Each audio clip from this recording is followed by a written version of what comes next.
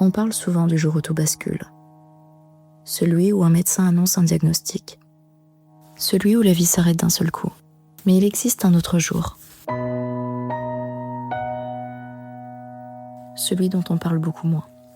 Le jour où les traitements s'arrêtent, alors que, parfois, une partie de vous est restée là-bas, dans cette chambre d'hôpital, dans cette annonce, dans cette peur qui ne vous quitte plus.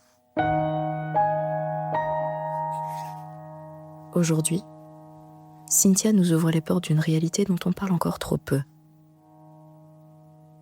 Celle où l'on survit à la maladie, mais où il faut ensuite apprendre à vivre avec ce qu'elle a laissé derrière elle. Parce que certaines cicatrices ne se voient pas. Elles vivent dans les souvenirs, dans le corps, dans cette peur silencieuse qui revient parfois, sans prévenir. Dans cette peur silencieuse qui revient, parfois sans prévenir. Vous écoutez État d'âme, le podcast au cœur de votre santé, pour toutes les femmes dont le corps et l'esprit ont été bouleversés. Excellente écoute.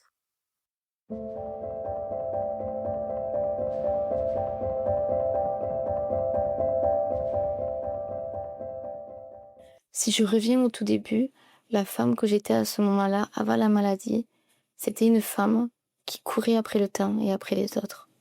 Après une version de moi-même que je pensais devoir être un peu plus parfaite pour satisfaire tout le monde. J'en pouvais plus, je tirais sur la corde et je rêvais déjà de changement. Je donnais tout à tout le monde, sauf à moi. Avant avril 2022, ma vie, c'était que mon foyer. Mon quotidien était tourné vers mes 2 enfants et mon conjoint.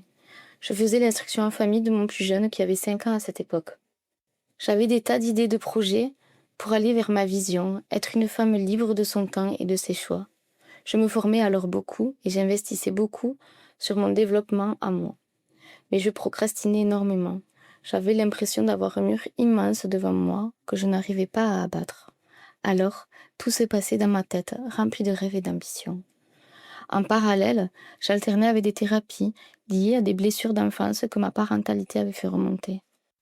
Je voulais profiter de la vie et ne plus perdre de temps, mais je n'y arrivais pas. Le grand projet familial à ce moment-là, c'était notre future expatriation en Amérique du Nord qu'on venait d'annoncer à nos proches.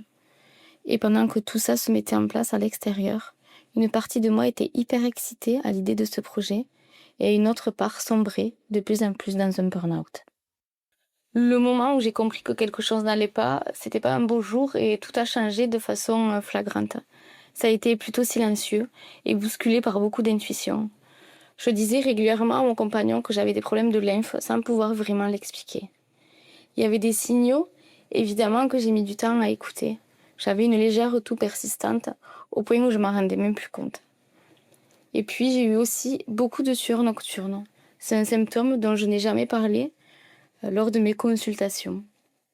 Des mois plus tard, j'ai eu une douleur à droite dans le thorax lors d'une grande inspiration. Et là encore, mon intuition m'a amenée à consulter une énième fois. Et c'est grâce à une interne qui a pris le temps de regarder partout qui m'a prescrit une ordonnance pour une radio. Quand on m'a annoncé ce lymphome de Hodgkin, c'était encore qu'une suspicion. Mais je me souviens du médecin qui a employé tous les synonymes qu'on peut connaître du crabe aujourd'hui.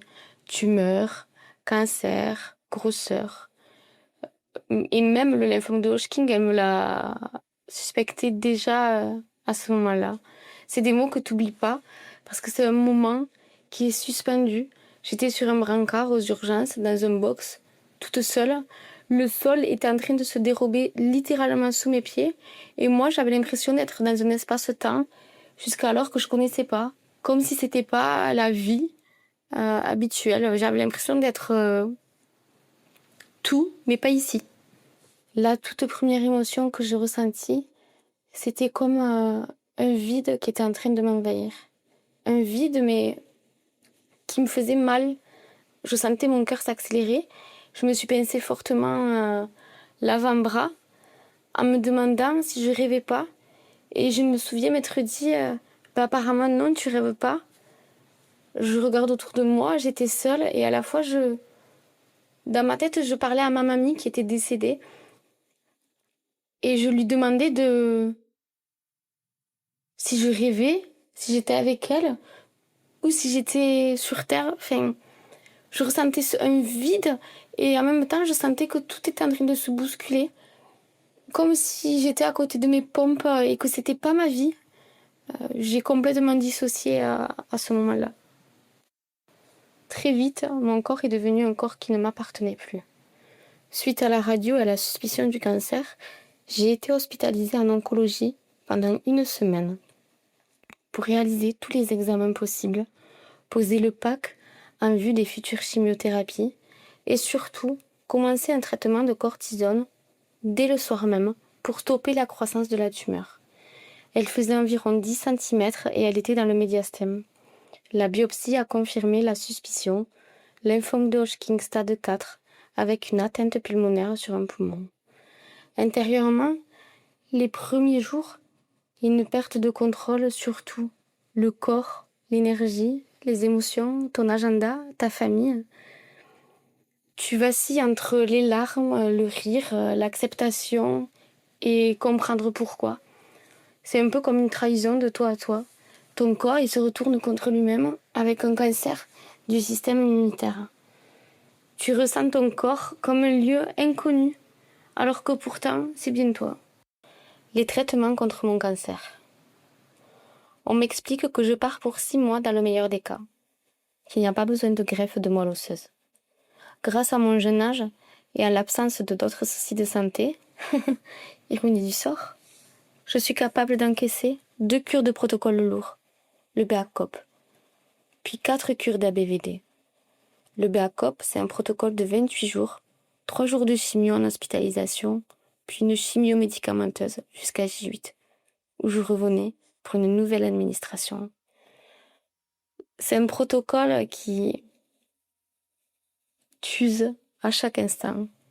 C'est un corps qui encaisse et qui perd le contrôle, petit à petit, jour après jour.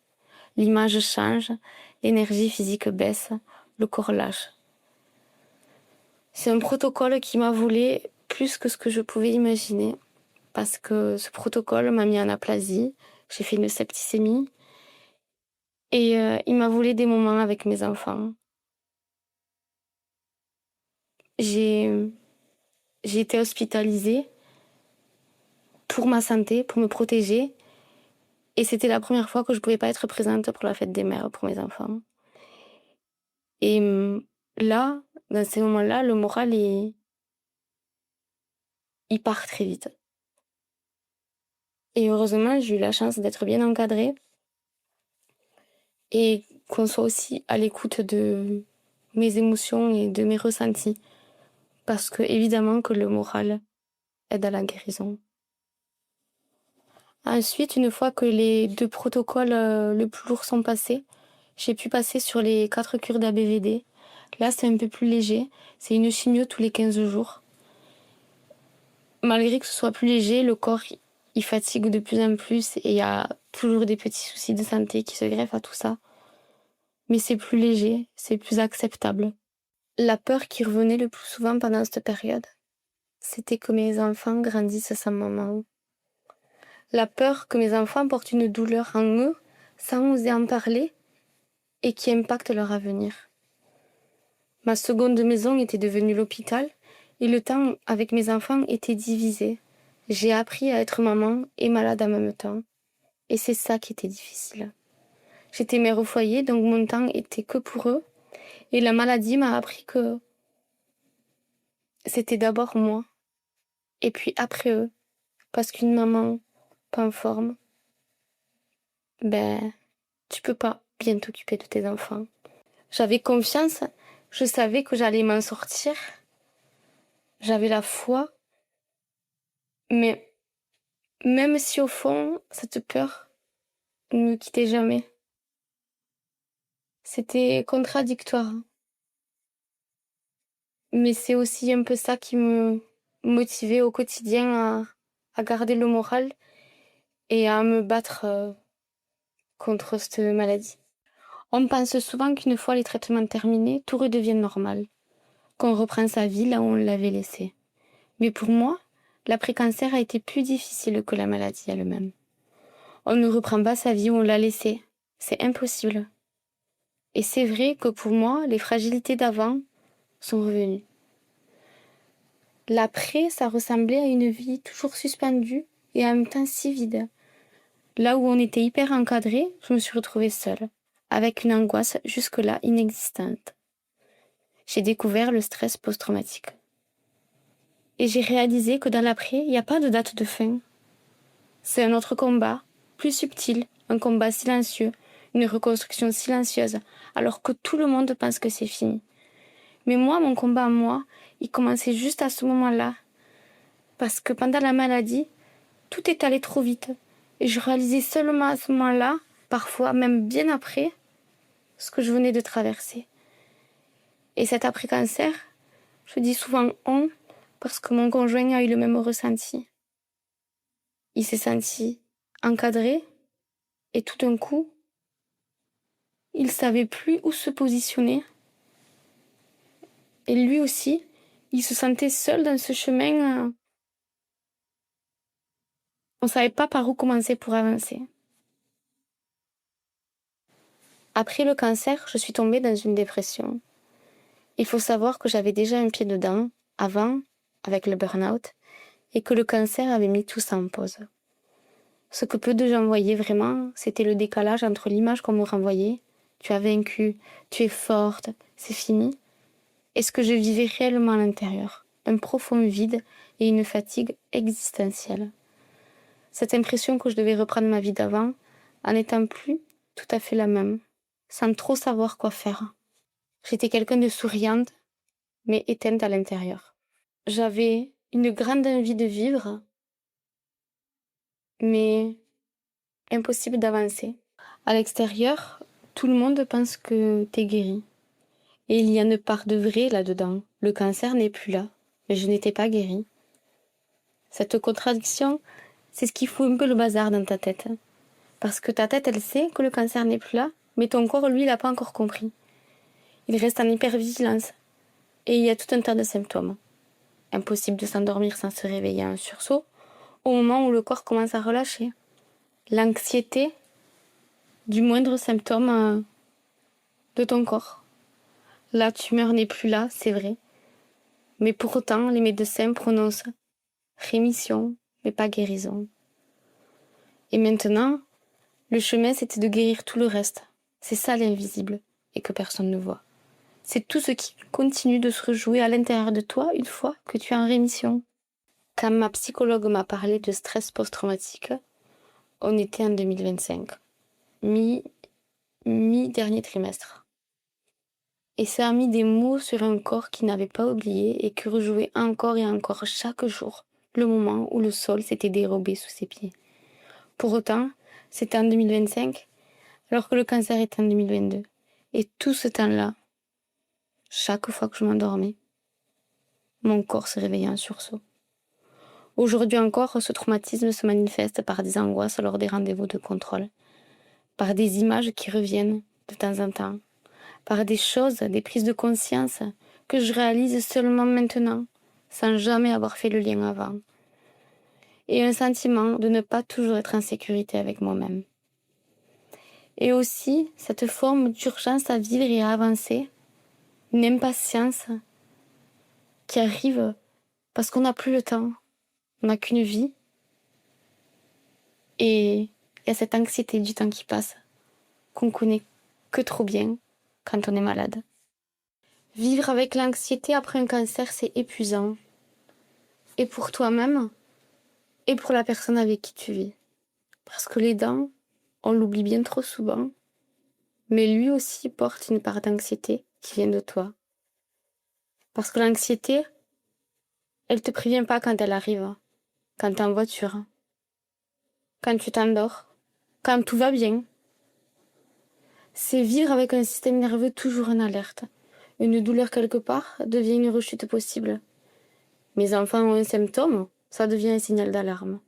Un rendez-vous de contrôle tombe un 22 et tout mon esprit s'en souvient. Dans les moments les plus difficiles, ce que je ressentais profondément, c'était de l'incompréhension et de la solitude. Parce que les angoisses et l'anxiété te font revivre ce moment encore et encore, avec des questions qui n'ont jamais de réponse. Fin 2023, on m'a aussi diagnostiqué un lipœdème. Recevoir ce nouveau diagnostic, c'est aussi mettre un nom sur une maladie présente dans toute ma lignée. Ça m'a fait l'effet d'une double peine. On s'est dit que ça ne termine jamais. Je me suis réellement demandé ce que j'avais fait pour mériter ça. De quoi étais-je punie? Comme si j'étais lassée de ne jamais en finir. Le lipœdème est une maladie inflammatoire. Elle a beaucoup d'impact sur le quotidien. Le corps est constamment en train de lutter. Aujourd'hui, mon rapport à mon corps est compliqué. C'est un chantier en pleine reconstruction et j'essaie d'être de plus en plus douce envers moi-même, comme si je parlais à une amie ou à ma fille. Parce que j'ai pas envie qu'elle grandisse avec une mauvaise image d'elle-même. Alors j'essaie de lui montrer l'exemple. Le lipœdème touche tout mon corps, mais il a aussi touché plus que mon physique. Parce que j'ai perdu confiance en moi. Pour le côté intérieur, je ne me dis plus que mon corps m'a trahi. Je me dis qu'il a des messages à me faire passer. Et que grâce à ces messages, je prends soin de lui, de moi. C'est un corps qui a survécu, qui porte des traces, mais qui est toujours là. Et même si je suis lassée, face à toutes ces épreuves, c'est aussi une forme de gratitude d'être encore ici et de pouvoir l'honorer. Vivre aussi avec une surdité et une sphère ORL fragile, c'est épuisant. Ça ajoute une couche sur un quotidien déjà chargé.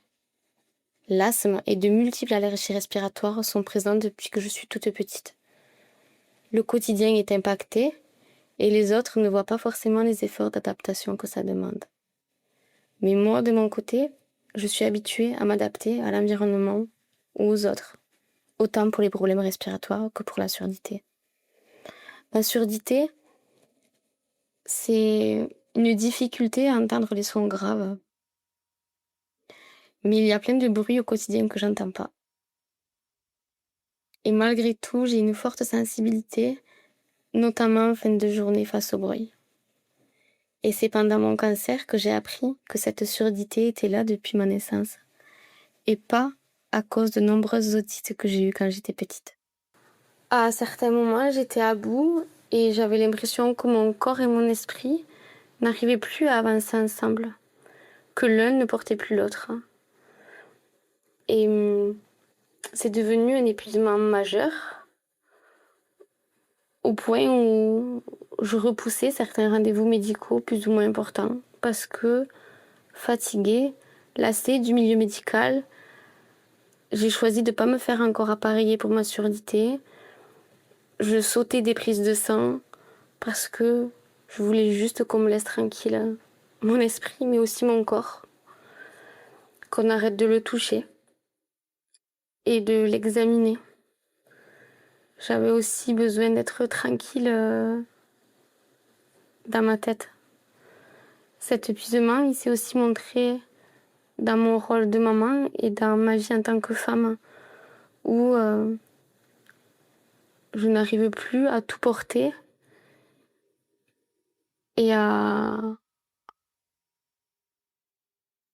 porter aussi mon conjoint qui a rencontré aussi quelques difficultés de son côté.